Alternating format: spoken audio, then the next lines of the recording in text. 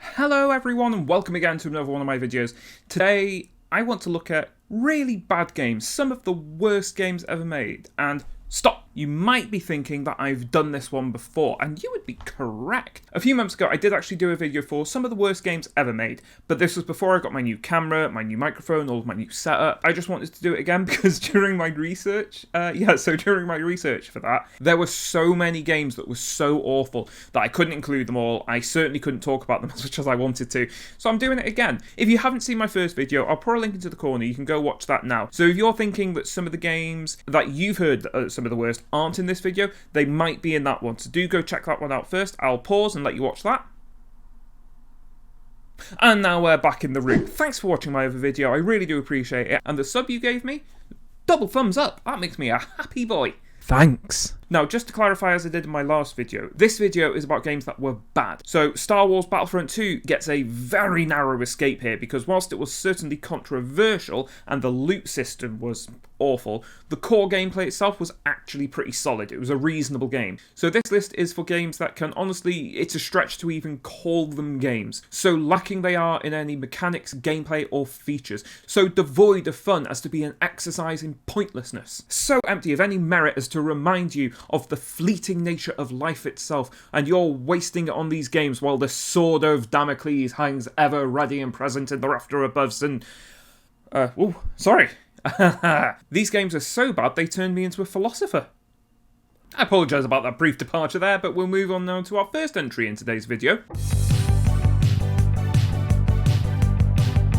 Vroom in the Night Sky. Silly name, I know, and that trend will continue throughout this video, surprisingly. So this was a launch title for the Switch. It was a digital-only release where you guide a young witch named Vroom in the Night Sky. Hey, that's the name of the game! On a motorbike. Because, you know, that's what witches are famous for riding, aren't they? Motorbikes.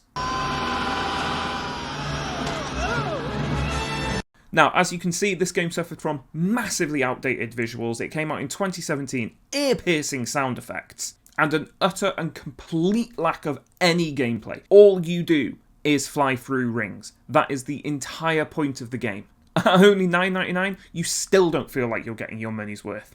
It evokes a sense of Superman 64. At least that game had one thing going for it. It was hard. Superman 64 was notoriously hard on the time limits to fly through those rings. In this game, the only thing that makes it hard is the mechanics are so clunky as to be near uncontrollable. It is difficult by virtue of being bad.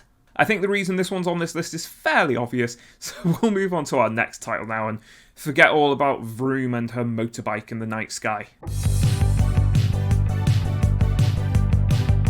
Life of Black Tiger, and I would like to remind everyone while I'm talking about this that this came out in 2017. So, let's go through the list. Repetitive gameplay? Check. Visuals a PlayStation 2 would be ashamed of? Check. A horrible control scheme that makes it near unplayable? Double check. Well, there you have it everyone, a tick in every box of how to not make a game. This game was grindy to the extreme, buggy as hell, particularly when it came to collision detection, which just made it almost unplayable. Another sore point, just to remind everyone of how lazy the developers were, the artwork for this game was ripped directly from a Google image search. They changed nothing. So, why is this game so bad, you may ask? Let me enlighten you. The main reason behind why this game is so awful is that it actually started life as a free-to-play game on iOS, with a very predatory freemium business model. It was then ported badly to the PlayStation, and the PS Store slapped a £10 price tag on it. To really add insult to injury is that £10 price tag didn't even remove all of the grindy, sucky, horrible freemium mechanics within the game. And I have a big problem with those sort of mechanics, which I've made sure in some of my other videos. It was literally a free game that they decided to charge you for. We'll move on now though. Ride to Hell, Retribution. Now, this one was riding hot off the coattails and exhaust fumes of Sons of Anarchy, which was super popular back at the time in 2013, and it tried to capitalise on the former's success by effectively being a massive cash grab. It tried to emulate the feel of Sons of Anarchy in a really, really cheaply made game. You'll see from the visuals. This game was actually weirdly popular with streamers and YouTubers at the time, but Not for any good reasons that I could find anyway. So why is it bad? Well, it mostly came down to the terrible voice acting, the clunky controls, AI that in a fist fight wouldn't even defend itself. You could just line up headshot after headshot after headshot. It didn't matter. It did nothing. I mean, I think in this instance, AI stood for artificial incompetence. A plethora of QuickTime events tried to cover up the fact that there was actually very little gameplay or mechanics in this game. And even when those QuickTime events did come up, they mostly didn't work due to, again, the clunky and completely unresponsive control scheme. The bike riding segments of this game, ostensibly the main draw of it, were the worst bits. Driving was near impossible. Fighting your enemies, literally completely impossible. It was near unplayable at this point. Why was it so bad? Well, see the reasons listed above. Poor AI and clunky control scheme and unresponsive controls. Now, another reason people really hated on this game was the super weird and cringy dry humping scenes, which you'll see on screen now. I don't know what to say. This is so strange and cringy that I couldn't handle it, and I think I tried to turn away the first time I saw it. It's so cringy and laughable. E.T. the Extraterrestrial came out in 1982. Now, what do we say about this game? If you know your gaming history, you shouldn't be particularly surprised that this game is coming up on this list, because its legacy is infamous and notorious. Honestly, it's a bad mark on my record that this was not included in my first video on this subject. It is genuinely that bad now. Let me try and run you through the story of what happened here. So, to meet a Christmas release and to capitalise on the movie's success, this game was programmed in just 6 weeks. At the time, a development cycle was between 6 and 12 months, so 6 weeks was near impossible, but the guy got it done. But boy, does it show. So let me just put some footage up on screen for you now, and we can make our minds up together of what we feel about this game, okay? Yeah.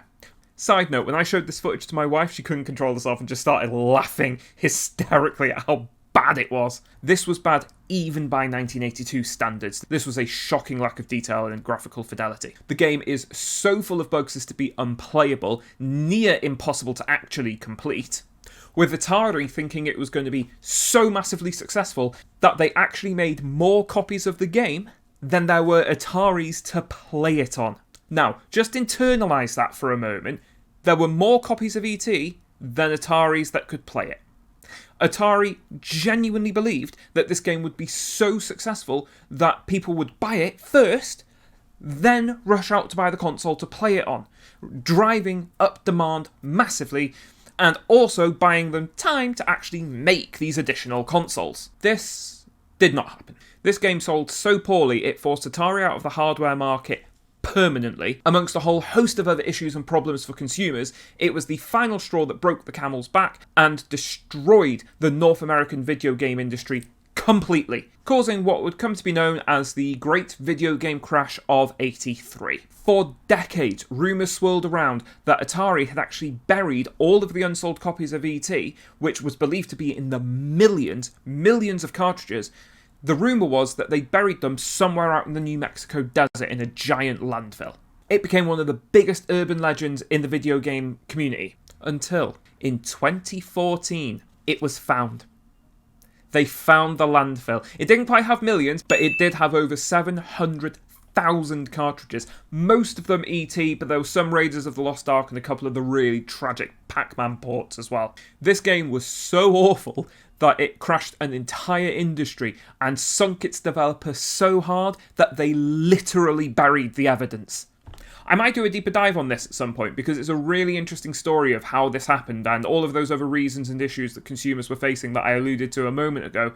It's quite an interesting story. So if that sounds interesting to you, make sure you hit that subscribe button so you don't miss it when I come out of that in a couple of weeks. I need to do a lot of research on it and I really need to focus on this one because I want to do the deep dive. Let's move on to the next one, shall we?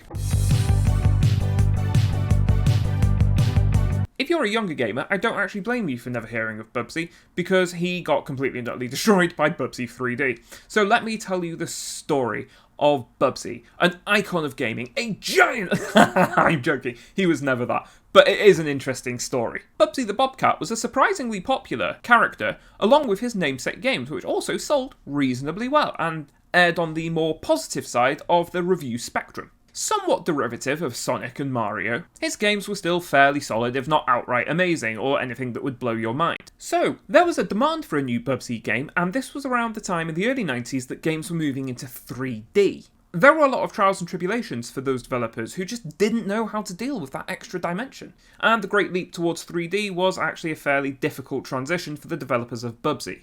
Now, do bear in mind that something like Super Mario 64 hadn't come out yet.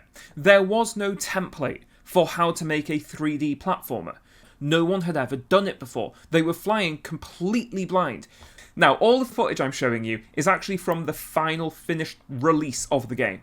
This isn't some sort of weird demo, this was what actually ended up in customers' hands and in their consoles. So what went wrong? Well, partly when you look at the game and the footage you're seeing right now, the reason it looks so awful is because a lot of it wasn't textured at all, because an enormous amount of the system memory was actually put towards resolution. Bubsy was displayed in a much higher resolution than most games were at the time, because the developers thought this would be the better way to go to make their game stand out and make it really pop on screen compared to other games who were not using a resolution anywhere near this high. Hence this weird textureless environment that we ended up with. So the game was released in 1996, only 6 weeks after Super Mario. And the problem is, when you have a competitor that is so far above your level, consumers are gonna notice. It doesn't matter the content of the game. The looks alone will turn people off. I will put on screen now footage from both games and you can see the difference that happened here. Bubsy is almost embarrassingly bad. I actually genuinely feel bad for the developers of this game because it is embarrassing the level of quality that wasn't achieved. Now, there is a rumour that the reason Bubsy looks so awful is because what was actually released was a pre-beta part of the game. It wasn't even at beta testing level yet. It was barely past alpha testing. They were threatened by Super Mario 64. They could see the writing on the walls that their game was not good. It was never going to be good. Certainly not compared to Mario. And that they needed to just get it out the doors, release it as quick as they could before people had a chance to realise that their version of a 3D platformer was awful. Now, if we want to find a positive note in all of this, the studio was actually eventually bought out by Sony and officially renamed Sony Bend Studios due to the fact that they were based in Bend, Oregon. Now, if that name sounds familiar, well, it probably should. You've most likely heard of them, as they made the incredibly well-received and financially successful Siphon Filter games, and much more recently, they were responsible for Days Gone. So I guess all's well that ends well in that case. They learned their lessons and they actually went on to become some pretty decent developers in 3D gaming. However, Bubsy 3D will forever remain a haunting image of how bad the early 3D games could be. That's where I'll end the video for today though, I think.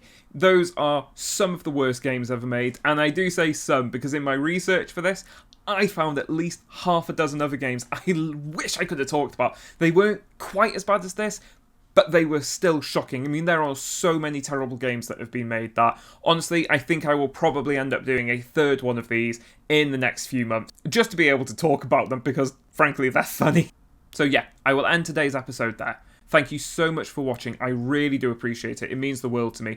If you thoroughly enjoyed this video, please do consider giving it a like, it really helps with the algorithm, and I personally will be very appreciative. If you want to see more of my content, please hit that subscribe button. I upload weekly and it's always gaming related content, so hopefully you'll enjoy it. Well, thank you so much for watching, I really do appreciate it. If for whatever reason you want to watch more of my content right now, there'll be 2 videos appearing on screen here and here. The one on this side was the last video I uploaded, and the one on this side will be a YouTube suggestion that they think you'll like from my catalogue. And again, thank you so much for watching, I really do appreciate your support. You stay safe out there, and I'll see you next time.